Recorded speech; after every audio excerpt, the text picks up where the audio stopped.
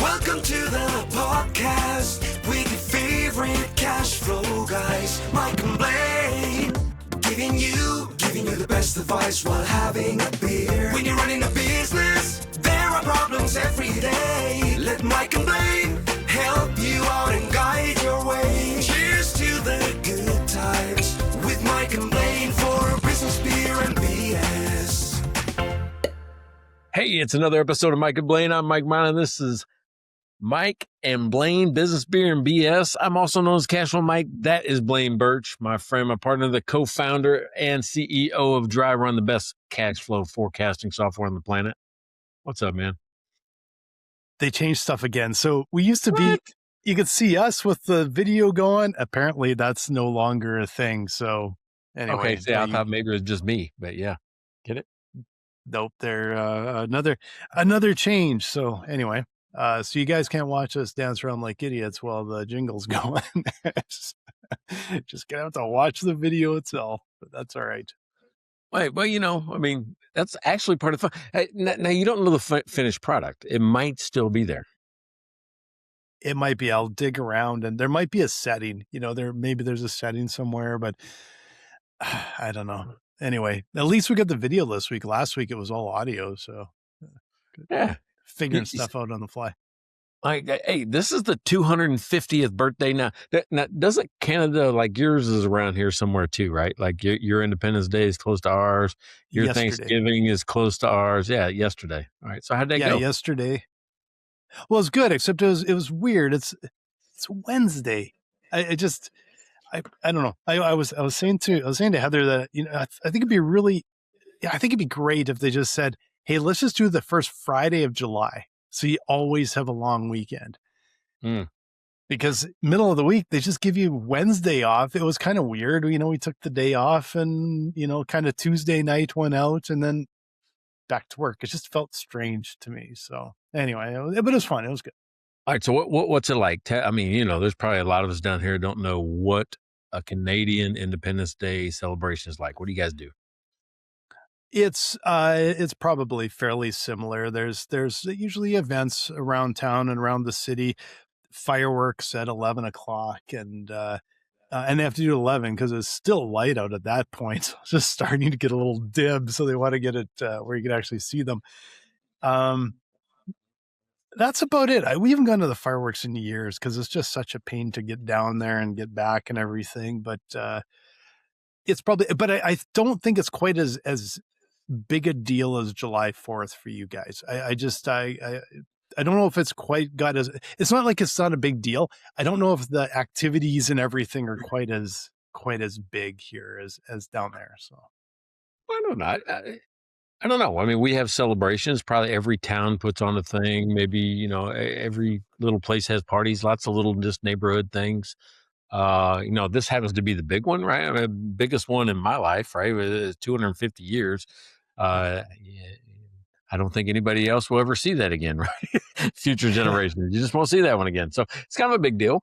Matter of fact, I got this. Robach has a hoodie with the logo. I actually like the logo that says 250 on it, right? It's just really subtle.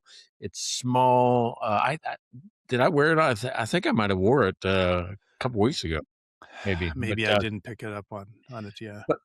But anyway, I don't know. I like that logo. I like the design. Of course, I've spent a lot of time, in the military as a highway patrolman.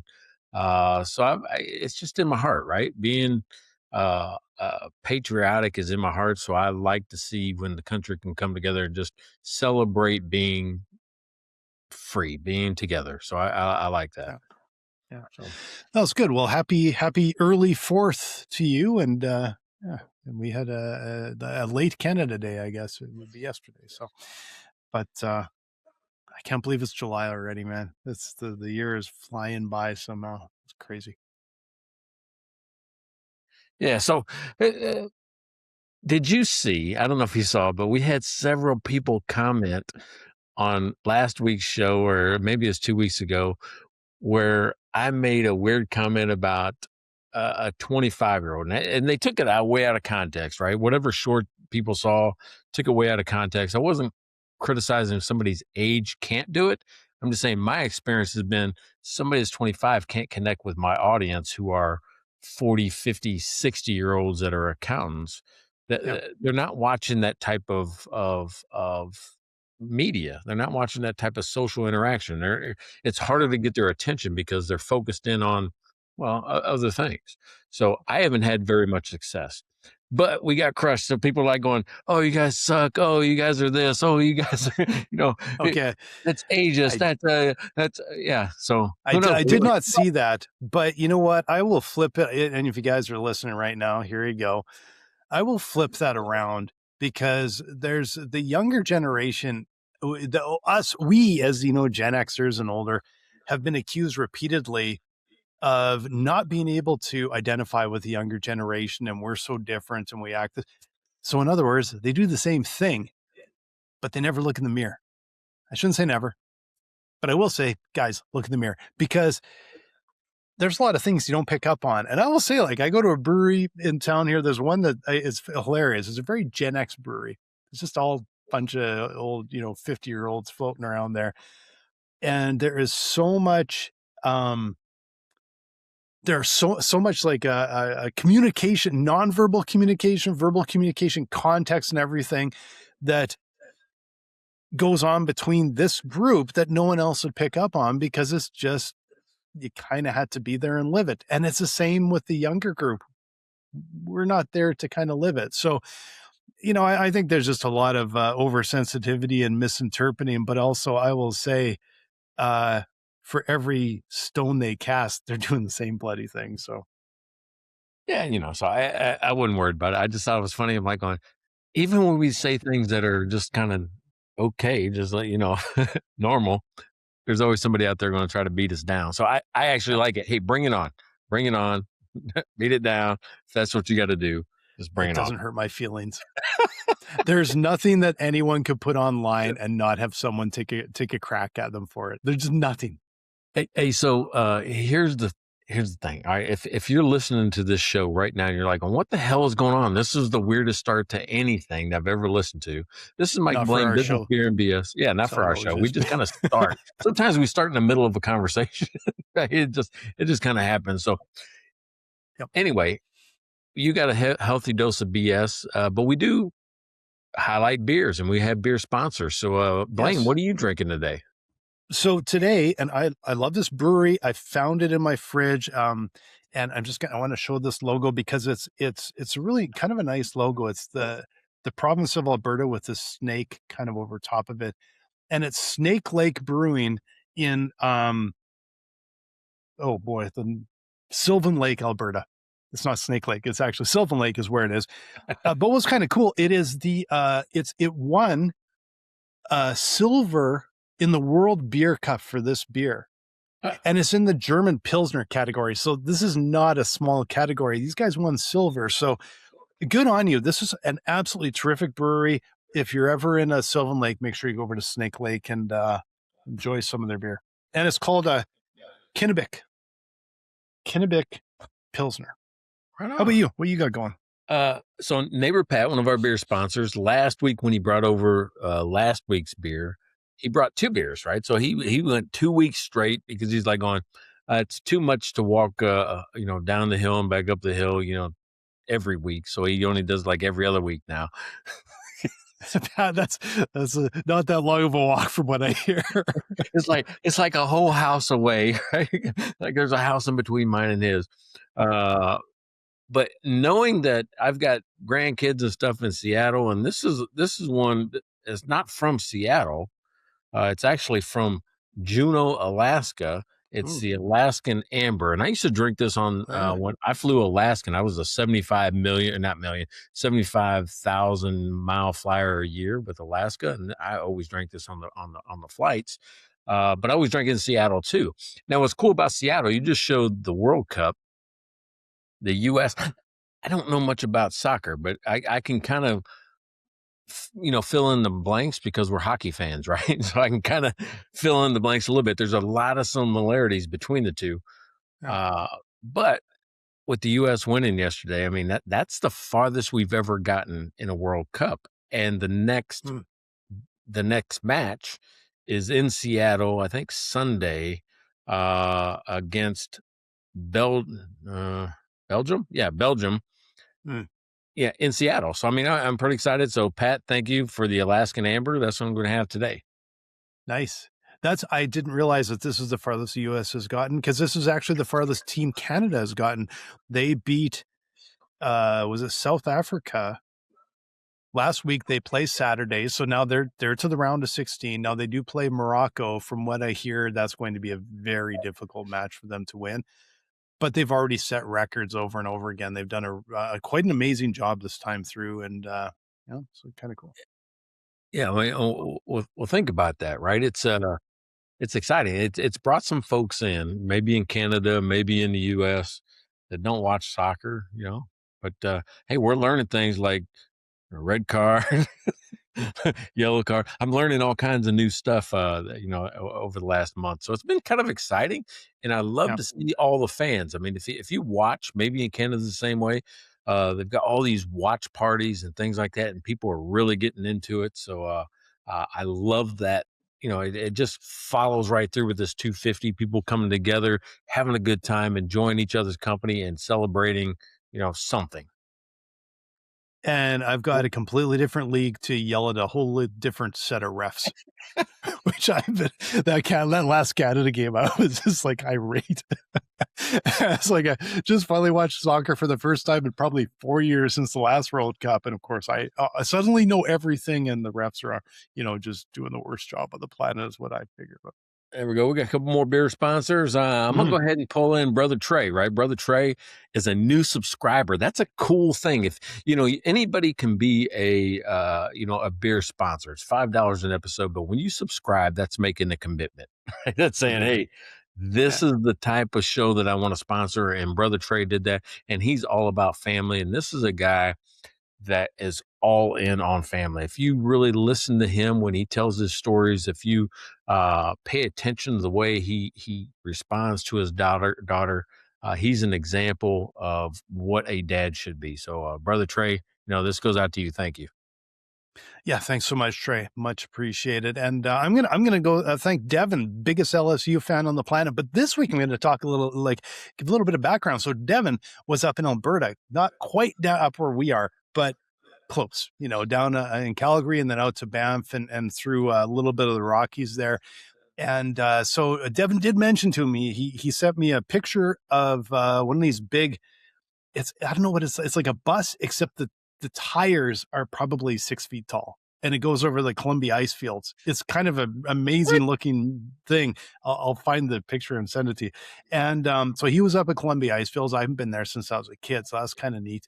And he did say he made it to the St. James pub in Banff, which we used to go to all the time, every time we were in Banff. I have been there forever. I'm so glad it's still there, because it's a local icon Irish pub. So thanks again, Devin. And it sounds like you had a terrific trip up our way. I'm glad you enjoyed it. And hopefully you didn't get too much rain, because, boy, we have got nothing but rain in June. It's record setting this year, absolute record setting for rain and now mosquitoes. So, yeah. It's a bit of an off summer, to be honest. There you go. So and then we got another one up there in Michigan, closer to that, up to you than me, closer to you than me. Houston? No, not Houston. Okay. No, not Houston. That's not closer to you. I'm talking about Karen Hairston, our Amazon bestseller. She has a book out called Stop Growing Broke, Start Growing Profits. She owns a business consulting, business in Michigan, but she can work with you anywhere. If you want to work with an Amazon bestseller and you want her to find hidden cash in your business, then go check her out, Karen Hairston, up in Michigan, and make sure you go to Amazon and check out her book. And now I'm going to thank our Houston, Texas sponsor, and I'm just busting your chops because you did have the state wrong one time. That's what I was asking. Hey, you do one thing, you're labeled for life. Look at that. I'm going to have fun with it probably at least for a couple more weeks, because it's usually me that gets the brunt of everything here. So it's fun to have something to chuck back. But Larry Weinstein, the best CPA in Houston. If you're looking for a CPA, go check out Larry, the Cash Flow Cowboy. He will get you all straight. There you go. Is that everybody? It feels like Is neighbor Brager. I don't think we mentioned him. I took my list down, so now I'm going from memory. Don't mention neighbor Breger because we're out of discount beer, right? He only sponsors. Okay. He's the guy giving a 99-cent beer. So don't like, oh, hey, here's stuff that's went bad 2 months ago, but we're going to give it to you as a sponsorship. And remember he's getting a $5 sponsorship for $1. Oh, that's true. Okay. Well, anyway, actually, it's $2. I better say it's $2 because he gives me 2 beers. So it's $2. If I say it's $1, then I'm going to get called out, in the neighborhood cornhole game about, oh yeah, Mike can't even do math. Give him 2 beers, he thinks it's only $1. I don't know if you got a discount on top of the 99 cents. It might have been a coupon for him. You never know. Buy one get one free or something, and on your 99-cent beer. Yeah. Hey, so if you want to be made fun of as a beer sponsor, go to mikeandblaine.com. Check it out because we got merch, we got T-shirts, we got you name it. There's like 50 different things you can get in our merch store, and you can sponsor this show for only $5 an episode. Yes, and please like, subscribe, follow, and on to the episode. But we got this new thing. I'm going to play we have an episode jingle that Mike has been getting made every week, and it's sort of apropos for the topic today too, in a way. So let's kick this off. Robots working overtime, still can't read between the lines. Brains and bytes may rule the day, but people still lead the way. Mike and Blaine are here to see what makes us uniquely we. All right, there we go. I'm getting better at that, right? I'm getting better at that. And if you didn't pick up on it, because it was quick, right? It was quick. It's about, here are things that AI can't fake, right? Yes. You just can't. And we're talking about the soft skills. They can be engineers. They can be, they can hard code things. They can write copy, those type of things. But they can't be you. They can't shake your hand. They can't, fix some type of problem. They can't feel. There's no emotion. So that's what I'm going to talk about today. Yeah, and like we've talked about this on the show a lot of times before, that people want to do business with people, and the more complex the deal and the bigger the deal, the more important it is to develop rapport and to develop a relationship and to build that. It doesn't happen in one meeting. You build that over time. And that's just something the bots can't do. You can't sit down and have a beer with a robot. Well, you could. I don't think I would recommend it. I think it would probably be a pretty dull beer. But it is an important topic, because I think over the next few years, we're going to be sussing out, where does AI truly help and pick up a lot of the grunt work, but where is it not great? And possibly where can it also harm your business if you jump in before you're ready and you don't, maybe not quite ready for the effects that it's going to have.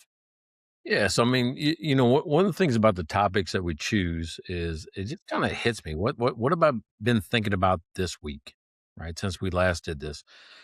And to me, here's where this whole topic started was, I don't think that AI has a ceiling yet, but it definitely raised the floor. And here's how I got there, right? Which means bad now, right? Like, you just know bad. If I make something on my own and then I give it to AI, am I going, damn, that's better? It's better. I know bad. I can see bad instantly because AI makes it better, right? That's what I liked about it. It's got better writing. It's got better research. It's got better graphics. It's got better ideas sometimes. I mean, it just makes it better. But what separates me from other people is all the human stuff, right? All the things I can do that AI can't, right? It doesn't think for me. It helps me think better, and it helps me position myself better in front of somebody else. Well, and what I like is that the place where it saves time is the place where I should not be wasting time. And some of it is wasted time. Some of it maybe not wasted, but it's, you only have so much time, and it's one or the other. And so if I can have it do some of the sort of call it grunt work or just monotonous work or just speed up some of the tasks, that means that I can spend more time talking with people, talking with potential customers, networking and following up and catching up with, I had a great meeting with a friend of mine who's a longtime entrepreneur this week. And those are really important times. And those are the types of times that as an entrepreneur, it's encouraging, but you learn from it. And if you're overwhelmed doing some of the grunt work tasks, you don't have time to do some of these things that I think are so important for you and important for your business. Well, the things you say you're wasting time on, all of those things became cheaper or should be cheaper in the marketplace, right? Yep. Writing, right? Don't really need to pay big dollars for writing anymore, or coding even, believe it or not, some of the coding, some Yep. design work, some, research or some translation type work, Yep. interpretation of a contract. I mean, I can say, hey, tell me what this is saying. Where am I at risk? Right. But then it begged me, and not begged me, it led me to ask the question, if that became cheaper, what became more expensive? Right? Something's got to Yep. become more expensive on that side in order to make this economy work. And I Yep. think it's judgment, and I think it's wisdom and leadership and trust. Those Mhm. are the things, if you have a business out there today, those are the four things that you got to say, this is what I can capitalize on. This is what makes me valuable in the marketplace or just in the world. Yeah. Well, and I think there's a lot of layers there that, like, AI it's good at writing, but if to me, it's good at maybe fleshing things out and writing the prose. It's not necessarily good at um some of the underlying ideas and making some of the connections that would be there. There I actually saw a post yesterday that said AI is not good at design, and it pulled up these 3 or 4 websites and put them side by side, and honestly, the websites actually look kind of nice. The problem was they basically looked identical. And when Mm. you're looking at building a brand, you want to be able to stand out. You need to. It's the same thing as like our jingles. Like our jingle, actually, the start of the show, that's actually a person. It's pre AI, but the jingle for the show, they're fun. But I don't think I could listen to an album over and over because Oh, definitely it lacks depth. It's yeah, it works really well for a rapidly thrown together, low risk, um, somewhat vanilla website, somewhat vanilla, probably writing and music and things like that. But true art and true innovation, true story has to come from people. Yeah. So, I mean, I think that's true. A- Again, it takes me less than 10 minutes to put that jingle together. Yeah, Now that I figured out how to do it. yeah, yeah, I didn't figure out how to like copy paste, but whatever, just whatever jingle lyrics, put it in there. I wanted the style of a '90s sitcom theme combined with R&B. Right? I don't know yeah. why we came up with that like 5 years ago. We're like, oh, that's what our jingles should be like. It works. It And- works. yeah, yeah. And what I'm thinking now is that I forgot where I was going with that. What'd you say? I, I'm sorry. I just, poof, just, I said something that locked your brain. Yeah, well, I mean, the thing about it is that, those are pretty easy to do, but it does lack the connection. Now, what was funny is that we've created a bunch of just songs for the family, right? And Courtney built one for our relationship. Right. And Mhm. I think I told you this a few weeks ago or whatever. I've listened to it like 3 or 4 times and I've cried 4 times. Right. It brings tears to my eyes. It Yeah. actually had some emotion into the song. Why? Because it's something she's saying, and I know it's her words because AI doesn't know this about us, right? She had to feed it the information for it to come Yeah. back with that type of information. Here's where it missed, and here's where other songs that AI have missed is that the emotion I feel for that song is only my emotion, and it's only Courtney's emotion. Mhm. When I played it for her dad, He goes, "Yeah, I guess you had to be there." It's still a good song, but there was no emotional connection, and that's what it lacks, right? Because it Yeah. can get really personal with you because you give it the personal stuff to get back to you. Yeah. But beyond that, other people don't have the same impact. So that's why I have this is where I was going to go with that. My landing page for the app is just AI driven because it's just, hey, you just need information, you need some screenshots, you need because that's what everybody's used to. But Mhm. my website is a person because there's an emotion, there's a pace, there's a rhythm, there's a message I'm trying to get across that Mhm. I can't get from AI. So I've got two different ones. Yeah, the prompts, boy, I don't even know if I call them prompts anymore, some of the ones that I've got running. Like, 'cause I was doing some updating on our website, and I built out an agent to help me with it, and it was probably about, I would say, 2 pages of a prompt that I built out, and then, like, I wrote so that it's like, "This is what you have to follow." The prompt was longer by quite a bit than the actual stuff it was writing, Yeah. and I still had to coach it over and over again, and I still had to kinda scold it a few times. I literally had to say, "I need you to do this. Why are you ignoring it? Write me what I need to put into the prompt so that you won't do it this way." And I had to keep evolving that. Um, but boy, it's amazing on the stuff it does well and does fast. It's absolutely unbelievable. Like, it's like, yeah, this is so it's such a big time saver with things that and it does a better job than I would do. But as long as I'm sitting there coaching it and have the philosophy behind it, because the thing you got to watch is it always sounds, and we've talked about this before, it always sounds so sure of itself with so much authority. And then I'll say, no, that's not right. Do it this way. Oh, you are absolutely right. Like, it just like blows smoke up your ass so bad. There's nothing quite like it for I, doing that. I had the other day say, "Oh, you're right. I made a mess of that." I'm like going, "Yeah, no shit. You made a mess Yeah. of that. This I now got to start over." And part of it is when I build out like training programs or speeches and stuff like that. Now I'm like going, I'll run it through there and just see if there's something I missed because my everything I do on a stage or in front of a crowd is like almost a rehearsed play.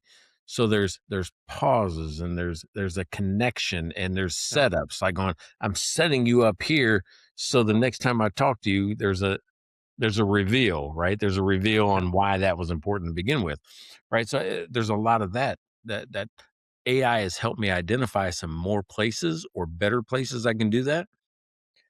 But I think you've seen me wear it on this show, a T-shirt I have that says AI does not equal me, Yeah. right? Yeah.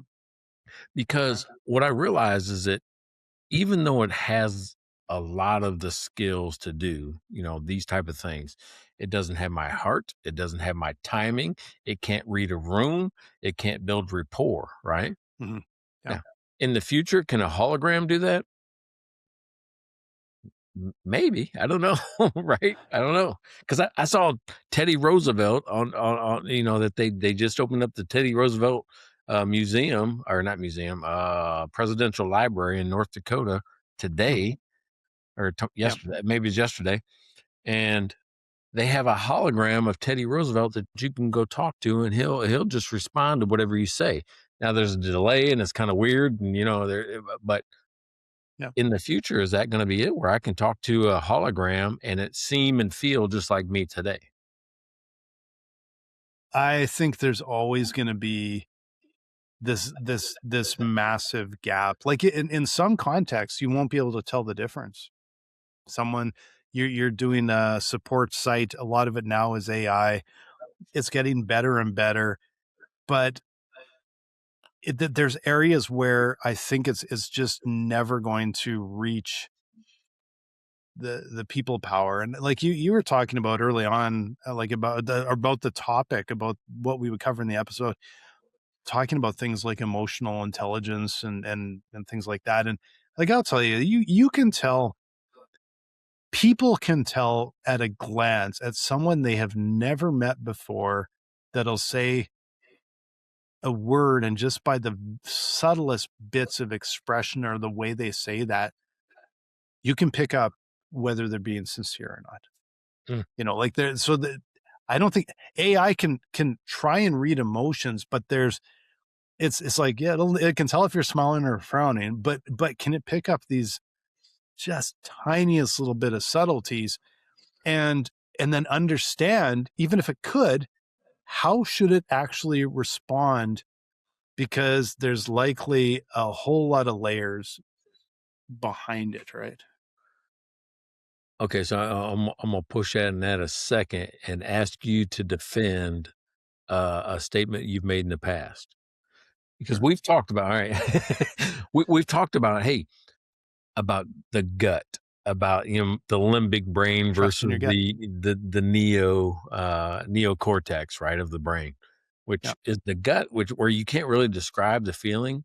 And you have said that is nothing more than pattern recognition. If that's Yes. true, then AI should be able to do it. No, I think what I'm saying is that there's patterns that AI is not going to be able to pick up. There's a lot that it can.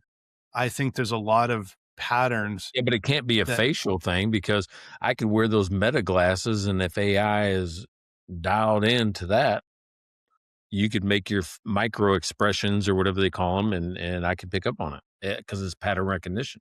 I isolated it to, let's say, a facial expression, but it never is quite like that.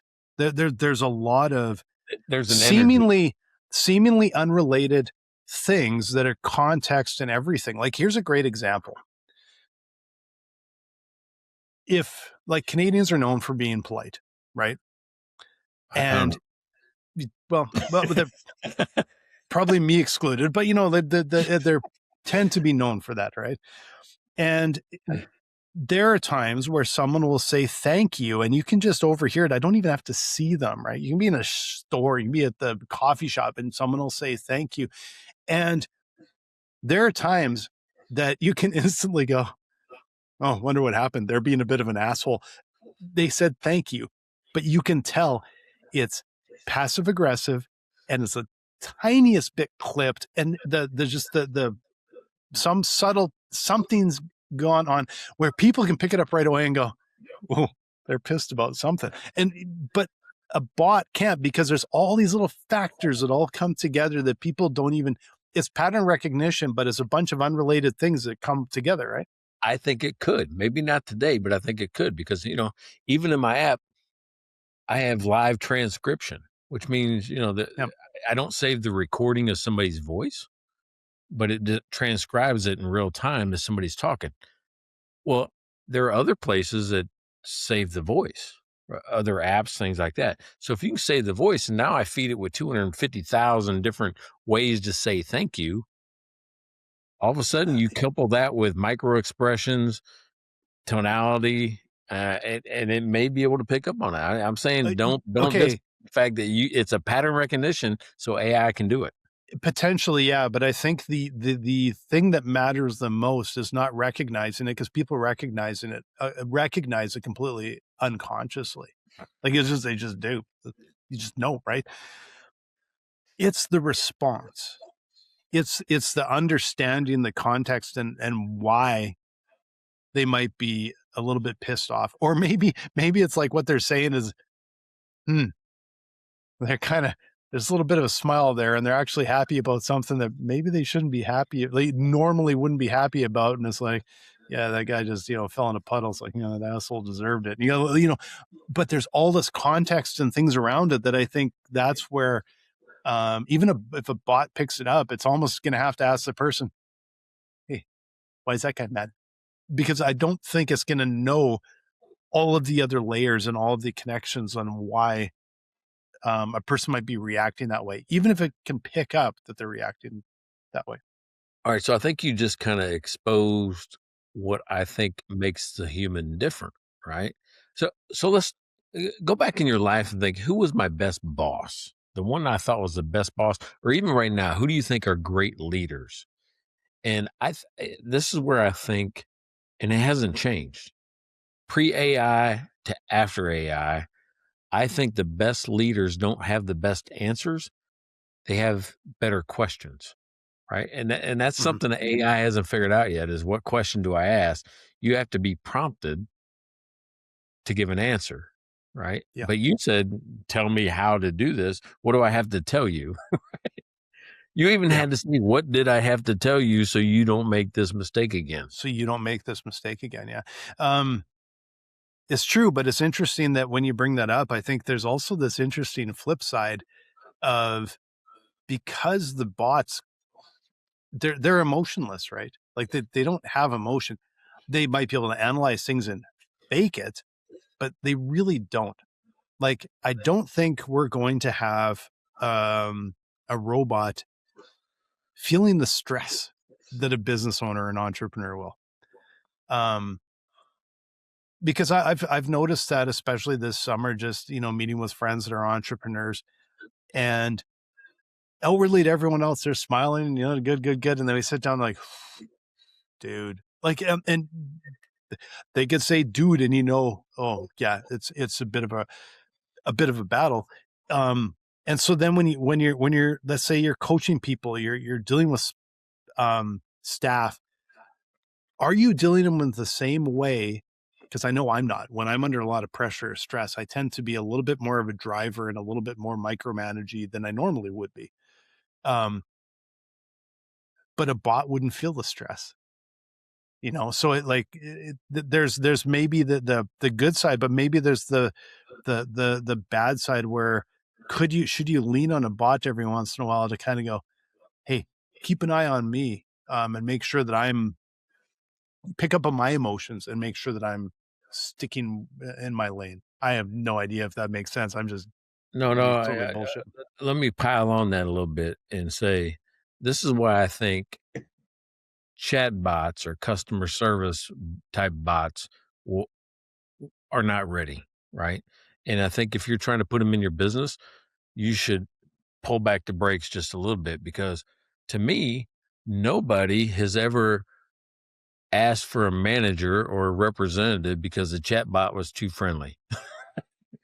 Like, Yeah. or something like that. There's always something that pisses people off. They don't know how to deal with the irate customer. They don't know how to deal with an emotional, sensitive conversation, maybe in an employee situation, right? So Mhm. uh, there is something that it misses, Oh, and for so sure. yeah, definitely, right. And I think it's customer service, and I see company after company doing that. Matter of fact, I'm pulling some AI out of my app because it goes beyond the scope. Mhm. Like going, no, we didn't ask you for all of that. Matter of fact, that's not even part of the question. It's you've extrapolated and went way beyond, and now you've confused people with noise. And that's Yeah. kind of what's happening in my world. Yeah. And I think this is again, when we're talking about people can tell exactly that. Are you rambling on, and is your story going on too long? Are you not sharing enough and you're coming across as a little bit blocked? Are you seemingly looking like you're paying attention to a person or not paying attention? Like there's a million of these little subtle things that the bots can't figure out. And the I think with the support stuff that I've had to use online over the last probably year, the most used phrase I have used with a support chat bot is give me a human. I have used that Okay. phrase probably 30 times Yeah. because they have a little window like this and it's like, no, you're not solving my problem. I wouldn't be on here if it was an obvious problem, right? Like you're angling there, Mike. That was really weird. I don't know. I think I moved my arm like this and then moved the keyboard and then moved the wire and then moved the Yeah, it the moved the camera. camera. For Yeah. those of you that are listening, the camera suddenly went crooked. It looked like Mike was going to roll down the side of the. Anyway, Yeah, but one of the earliest uh I think processes I can remember that was being automated, which is kind of like AI, is that like do you remember Expensify? And Yes. the CEO's name was David. I can't remember David's last name, but I remember meeting him when they were first starting to launch Expensify. Mhm. And he had this thing where you carry around this huge unicorn at all the conferences, right? It's like a prize you win for throwing a ball or something like that. And it was big. It was a huge unicorn, and it was a great way to get people to come up and say, "Hey, what's the deal with the unicorn?" They could tell them about their business. I'm like, "Damn, that was really smart." Yeah. But he had this thing early on where you could take a picture of a receipt and put it in there and it would read. Mhm. That's kind of AI, one of the earlier uses of using AI to at least read a receipt. And he used the phrase, our receipt reading process is human augmented, which means the computer took the first stab at it. And when the computer couldn't figure out what it was, a person would figure it out what it was. Right. Yeah. So to me, I'm like, oh, dang, that was really kind of smart. Human augmented means that we've got a secondary layer to prevent mistakes. Yeah. But Yeah. it was a human, but it was a person. Right. So I'm like, okay, I can see that. Duolingo has to do the same thing. Yep. Right, with translations, because if you look at all the world's languages, there's subtlety in the way we say things, right? I mean, there's even Mhm. accents that you have to deal with. I could say the same word as you, and a computer might misinterpret it, Yeah. right? The I can Like washing machine. Yeah, like washing machine, They need a washer. like roof, roof. But yeah, that's what I'm saying. We're saying the same word, and because you and I are human, I'm like, I know, I get it. I don't have to think about it. I get what you're saying, because Mhm. we speak similar languages or the same language with a different accent. That has to be infinitely harder for a computer, for an Mhm. AI model to go, he has a Southern dialect. He has a Canadian, accent. He's got an Asian or a Hispanic or whatever it is. They have to be able to discern the exact same words said infinite number of ways. Yeah. And okay, I'm going to go a little bit off topic here, but I do find it kind of interesting that we keep talking about how much smarter AI is getting and getting and getting and getting and getting. And the flip side of it is, because immediately I thought, okay, how does it going to learn the different accents and the different slang and it's going to have to listen to Canadians and Americans and all of that, right? Uh-huh. How come, or how did these AI companies basically get access to all of this content that if you and I tried to use the same content today, it would be copyright infringement. Mm. And yet they use it to train bots, and they use it to inform them, and they use it literally. It's like taking the encyclopedia and ingesting the entire thing, and it's like a free for all. But we could not do the same thing. We can't even seem to download a book, right? Like, a library book maybe, but it actually ingests it and uses all of it. Well, I don't know if it's all of it. I think there's some things that are labeled as copyright that I think it has to, you know, it can summarize, it can read it and summarize it just like a person does. But I don't think it can give you verbatim the exact same language that's in a copyright. Yeah, I'm curious because I think it hasn't been held to the same standard that a first year university student would be held to for plagiarism. I don't think it's been held to any sort of Well, standard. I'm very curious what I haven't what seen the where it's guidelines are. plagiarized. I haven't seen where it's plagiarized. It will at least cite it within the context and then put it in quotes. If it uses a quote, it will actually do that, on what you read. I don't think it plagiarizes. I think you would plagiarize if you took that and put it in there and said it was your own. So would that mean then if it's being trained by only the things that are free, where like to me, if you're going to, you're a master's student or a PhD student at a university, the papers you read, you pretty much have to pay for. The books you read, you have to pay for. You, it's not available, right? I don't think So it. go beyond the AI can't go beyond a paywall. So, but that's the question that I'm asking is, it has a lot of information, but if it's actually not getting the textbook, like the level of information that, let's say, a PhD student is getting, is it really like leading the pack? Is it leading the way? I'm sort of posting this because, like of course there's AI that's used in research and things like that, but that's not what we have access to. What we have access to are the bots that are trained by all the free stuff on the web. Garbage in, garbage out, good stuff in, good stuff out. But is there a level of it's never getting past the blogs and Reddit? No, it reads books. It can get there's the libraries, public libraries and stuff like that have libraries of books that you can just go read online. You don't have to pay for Amazon or these type of things to go read a book. People like me might upload my book to train it. That doesn't mean it's copying my book and giving a copy of my book to somebody else. It uses it to summarize, and it would say something like this in an answer. It would say, Mike Byland in his book, The 7-Minute Conversation, says blah, and it would put it in quotes. I think that's the same thing a human does. Mhm. I'm curious. I suspect strongly that they're coloring outside the lines a little bit. Well, I'm sure there's bleed right now. Yeah, okay, I'll go with that. But do you think your book right now, Chaotic Cash Flow, it's plagiarizing it somewhere on the internet?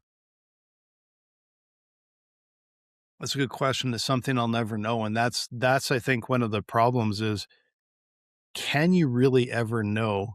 Yeah, ask it. Ask Chelsea right now.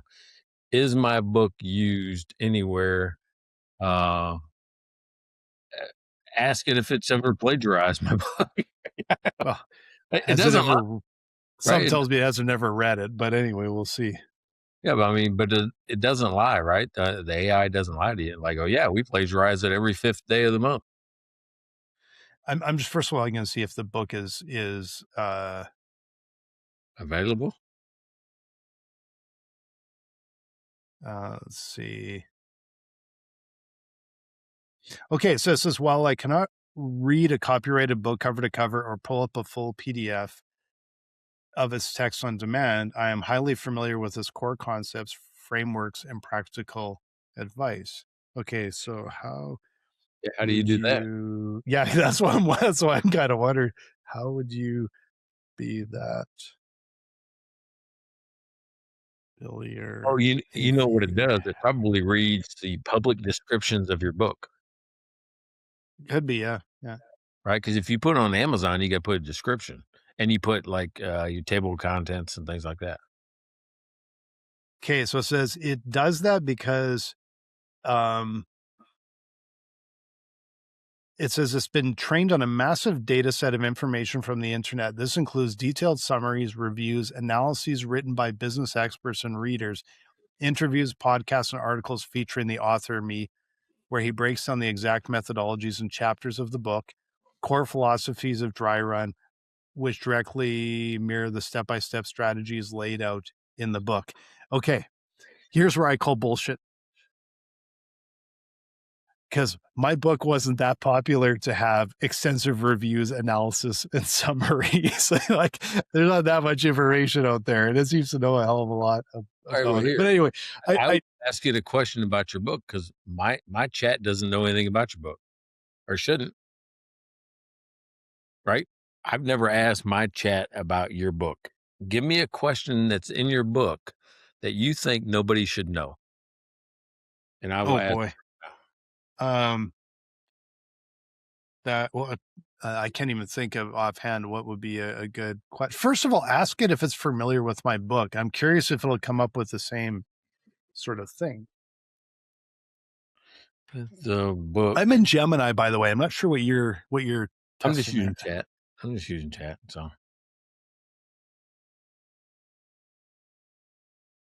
I'm going to ask about your book actually too. Bird's called chaotic. It's called chaotic. Chronic cash flow, actually. Dang it. Chaotic sounds actually better. I should use that title. Well, you changed the name. The one I got here says pandemic cash flow. All right. So I said, are you familiar with the book by Blaine Birch called Chronic Cash Flow? And we'll see what happens. And I got it on the high thinking one right now. Yes, at least at a high level. The book is Chronic Cash Flow by Blaine Birch. The full subtitle appears with this. They got a source from Dry Run. They got a source from Barnes & Noble. It says cash flow kills nearly 30% of businesses, why it happens, and how to prevent it. Barnes & Noble describes it as a practical book that blah, blah, blah, blah, blah. Yeah, just summaries. Yeah. My read, it lives in the same world as your work, but with a slightly different center of gravity. Blaine's angle, cash flow is chronic, preventable, and needs forecasting discipline, collaboration, and better planning tools. Your cash flow, Mike angle, Blaine Birch is always wrong no matter what he says. And look, Blaine's not even listening. Okay, this is why I got distracted there, because I just asked it if it can read library books, and the answer is no. Oh, there you go. It says I cannot log into a public library system, both technical barriers and legal and copyright limits.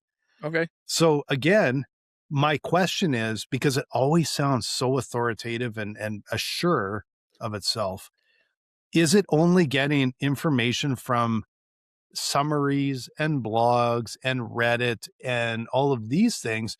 Is it actually getting into depth on these things? Okay, well, but wait a second. People can upload their books into the model. I mean, I did. Mm-hmm. All right. So, I've uploaded all 3 of my books into there for the basic purpose that I want to be able to use it for, what is it called? AEO, GEO, but SEO, yeah. SEO. But the O's. Secondly, when I ask it a question, I want it to use that as a reference. Yeah. No, for you, I totally understand that. What I'm saying is that as people are asking questions, like let's say I ask a question on, I can't even think of more than how do I replace a bike tire, like something that's actually complex and it likely needs more layers of detailed information. Is it going to give back really authoritative answers based on a very, very slim data set? That's what I'm kind of curious about, right? That makes sense.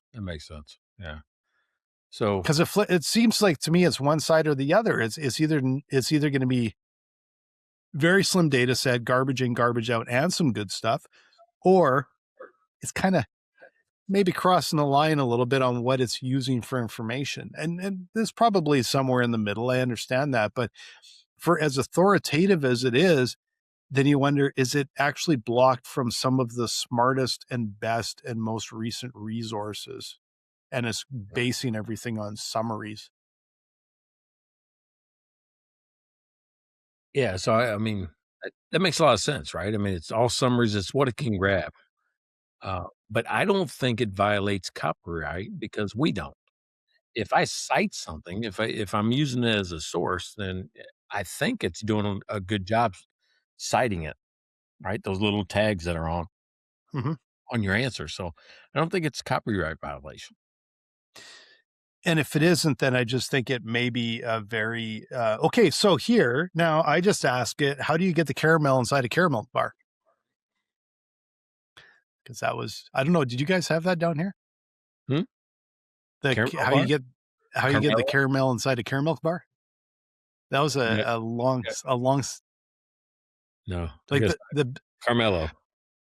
Well, okay, this was an advertising campaign that probably every Canadian's familiar with, because it was always these commercials. How do you get the caramel inside a caramel bar? So I just asked it how you do that, because then I'm curious, does it actually know the answer to this long mystery that no one's apparently never had the answer to? it actually explains the entire way that the caramel gets inside a caramel bar. So, okay. So here it is. Fun fact: the caramel bar is uniquely Canadian. So, okay, you guys don't know about the caramel bar. Oh, yeah, we have no idea what that is, but humans do. See, AI would know that. Mike shouldn't know that. He's American. No, that's true. They pump out 700,000 of these bars every single day. Wow. Okay, Canadians eat way too many caramel bars, apparently. Now I want one, so bring one with you. Yeah, I may have to bring one down. Probably melt on the way, but anyway, it's okay. Right. I know we kind of got off topic here there a little bit. I think what it because the reason I kind of went there is because we were talking about some of the areas around emotional intelligence, people dealing with people, building relationships, all of these things that are so important for business.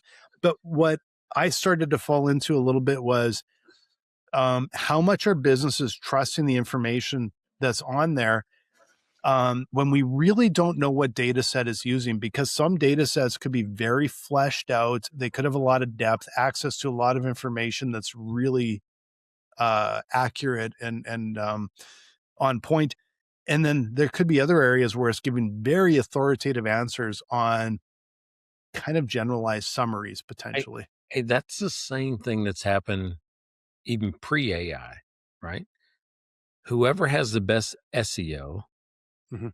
we took their answer because Yeah. it was the number one or it was on the first page. Now Yeah. what's happening is people are doing it's AEO and GEO, right? And GEO. Yeah. Whoever has the best they're going to end up in the AI answer. Yes. And it's there seems to be a lot of mystery and I shouldn't say mystery. Like there's of course they're not sharing everything because they don't want people to try and hack it. What I will say that's kind of interesting is I've been doing some research on it, and it sounds to be very much quality over quantity. And yet there are a lot of services out there that will use AI that will pump out articles every single day. And then when I did some research, basically it says if you're not getting traffic to those articles, you will get penalized for it. Hmm. And so it's like there's a business model over here, and that sounds logical. And they're saying, sign up $50 a month, and this will write every article every single day, and you're going to get all this traffic. And then when you ask AI about it, how do you actually optimize for SEO, AEO, GEO, and how come, and what do you do this? And I've asked a bunch of questions and read articles, and you go, that's actually the opposite in a lot of cases of what you should be doing compared to maybe some of the conventional wisdom. So there's, I think it'd be easy to fall into some of the traps if you don't dig and ask the right questions and really understand the context. Dude, when you just explained that, I went right to the Princess Bride with the chess game or the game of, well, if you drink this, but you would want me to drink that. So I won't drink that. But then he convinces himself to do it the other way, and he ends up drinking the poison anyway. Well, and and the reason I actually went and I did a bunch of research on this to improve our SEO, GEO, AEO, all that kind of stuff, is because I actually had a friend of mine a couple of weeks ago. He had hired this business, and they were just pumping out content, and I think it was all AI drivel. And I looked at him and went, everybody's doing that. There is no way Google wants that. And there's no way that these bots are going to continue to get sort of trained on the same slop that's getting, like, the volume of information out there is so high, it can't be valuable. And then I looked it up, and it's true. It's not valuable. It's quality over quantity is really what you have to do. Yeah, I've been, I've clicked on so many articles that are just garbage. You're like, going, what is this? Why this isn't even about the topic? Yeah. How did I get here? But here's what I know. I mean, and we're coming up on an hour. AI doesn't care, right? Humans do. That's the difference to me. If you want to care, if you want the emotion, you want the connection, if you want them to be there right with you in that thing that you described as inherently between humans, something that's unsaid, unspoken, but felt, You need a person to do that job. There are some interesting black and white things here that I think are going to fade. And one of them, okay, so let's do a little bit of July 1st is free agency day. That's when free agency opens up for the NHL. So there's a lot of movement, a lot of signings, a lot of trades all on July 1st. And so I popped in later in the day and I popped into a news site to see like, oh, I wonder what happened today and if there was some movement and all that. And I clicked on a couple articles and like one of them, the title, they did a word in there that was completely wrong. I think it was probably written by a person, rushed because, and then I read the article and at the bottom of the article, it said not AI written or written by a human and they have this on the bottom of their articles because it's this idea that, people don't want to read something written by AI. And I looked at it and I read, I don't think it'd be bragging. Like what you wrote was obviously barely stream of consciousness because you wanted to be the first one to post it and you didn't care about the quality. And I'm like, that is such a half-ass article that did not tell me anything. And it was just because you wanted to be the first one out. And I'm like, how about you give me a little AI? Because I bet you would have been better than that slop you gave, right? You should have blamed AI. Yeah, we would have been better off saying this crap was AI written. but then my first question would be, what kind of crappy AI are you using to do something that bad, right? So there's no freebies and there's no black and white one size fits all. To me, it's quality over quantity, and quality is if you're not using AI, you're just at best, you're just taking way too damn long to do something, but you should be getting input and getting and bouncing things off and having access to all this information, even though I may argue at times that the information might be limited to maybe not the best sources. Hey, been a while since we went long, right? We've been right at, that 50-minute mark, 50, 55 minutes. Been a while since we went long. So this is a good one, right? It was great banter. It was back and forth. There was a lot of information. We could probably go longer, but if you want to hear more, what you have to do is like, subscribe, go to YouTube, watch the video and say, hey, Mike, you should talk more about this. Blaine, you should talk more about that. Do that. That's how you can get more. Email us at beer@mikeandblaine.com. And we'd love to hear from you. And you can tell us what you want us to debate next time. Check out their website at mikeandblaine.com. Then subscribe to the podcast and buy these guys a beer.